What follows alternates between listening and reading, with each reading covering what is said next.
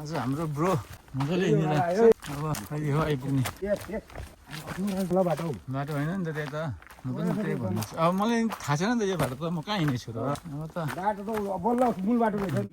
बाटो हराएर नयाँ बाटो हिँडेको थाहै भएन है कुन बाटो कहाँ पुऱ्याउँछ यसले। टाढो एकदम खतरा छ यो बाटो पनि। उहिले पहाड जाँदा बाटो यस्तै थियो उहिले। अब यो पहाड होइन यो हङकङ गर्दाखेरि बाटो चाहिँ अब टप छ। अब टाइम पनि लगभग 6 बजिसक्यो।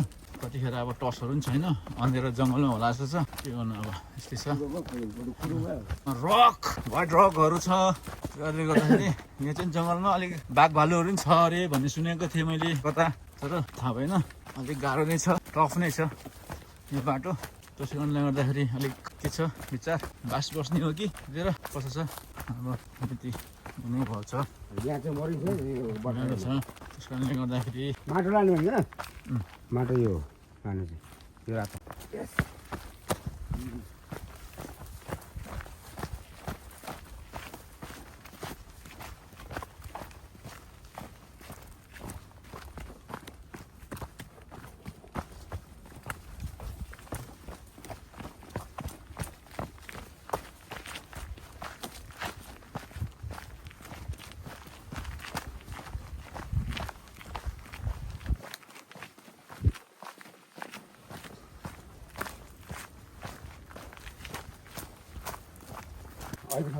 यो मङ्किलको बाटो त अब के भन्नु होइन, यो चाहिँ माथि एकदम टप डाँडा जङ्गलको बाटो हो। यस कारणले गर्दाखेरि यो बाटो चाहिँ एकदम टप छ, हिँड्नुपर्छ यसरी कहिले कहिले।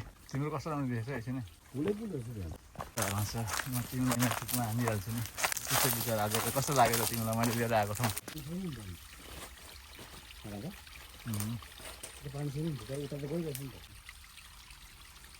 फिल्टर गरेर गयो त्यो पानी ल। तपाईँहरू पनि ट्राई नगर्नुहोस् है यो ठाउँमा आउने। यो ठाउँ चाहिँ अलिकति गाह्रो छ, ठाउँ गाह्रो रहेछ आउनुको लागि, एकदम भिरालो रहेछ। मलाई चाहिँ निकै गाह्रो भएको थियो यो ठाउँमा आउनु। पौडी खेल्नु पनि मिल्दो रहेछ यहाँनिर, तर अलिकति पानीको कारणले गर्दाखेरि म चाहिँ सकिनँ। हल्का साइड सिन भिडियो तपाईँहरूको लागि आउनुहोस्।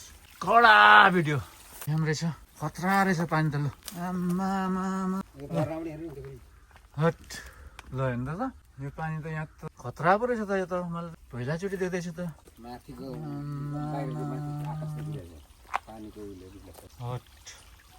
डेन्जर पो रहेछ त पानी त। ल तपाईँहरू पनि आउनुहोस् त यहाँनिर। तपाईँहरू कतिको क्रिएसन गर्नुहुन्छ भिडियोको, ल हेर्नुहोस् त। यो एकदम रमाइलो रहेछ। सो डेन्जर झ्याउ लागेको रहेछ। माछाहरू पनि रहेछ अलिअलि। पानी हेर्नुहोस् त, बगेको यो पानी सर्लक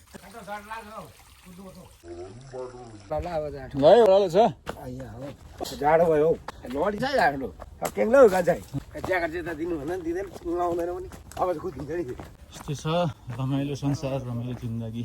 गाह्रो छ, खुट्टा पनि दुखेछ, थकाइ पनि लागेको छ। आज 8 घन्टा हिँडेको बाटोले गर्दाखेरि यो बाटो पनि गाह्रो भएको छ, गाह्रो भयो। सर्लक्क हाम्रो एउटा अर्ग्यानिक पानी थाम्ने ठाउँ हो साथी खड्केले। सट्टै हेर्नु जस्तो अर्ग्यानिक पानी थाम्ने ठाउँ। सबै यो चाइनिजहरूले बस्ने ठाउँदेखि लिएर सबै उपलब्ध गराएको छ, कुर्सी टेबल र बस्ने ठाउँ। तपाईँहरू पनि यहाँनिर आउनुहोस्। ऊ त्यो सानो कुर्सीमा बसेर पानी थाप्ने हो। पानी चाहिँ अब तपाईँहरूको सर्लक्क यस्तो छ। यसलाई भन्छ मिनरल वाटर। अर्ग्यानिक पानी खाने ठाउँ हो यो तपाईँहरूको। हेर्नुहोस्, यो पानी खानु भयो भने तपाईँ सधैँभर एभरग्रिन, एकदम एभरग्रिन ह्यान्डसम, बुढो कहिले नि हुँदैन। अब हेर्नुहोस् पानी खान्छु, सो टेस्टी पानी छ।